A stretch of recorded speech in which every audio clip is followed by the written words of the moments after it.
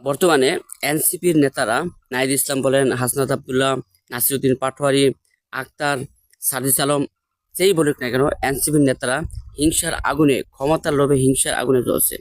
যার কারণে এই যে জুলাই বিপ্লব হয়েছে, সেখানে কিন্তু একজন সম্মুখ সারির অগ্রগামী নেতা ছিলেন শাইখের চরমনাই।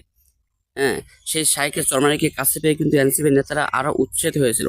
কিন্তু এখন শাইখের চরমনাইয়ের বিপক্ষে যে মিথ্যা এবং ষড়যন্ত্রমূলক মামলা দিয়েছে, সেখানে কিন্তু এনসিপি খুব নীরব, এবং তারা এদের শাইখের চরমনাইয়ের পক্ষে কোনো বক্তৃতা, কোনো প্রতিবাদ, কোনো কিছুই করেনি।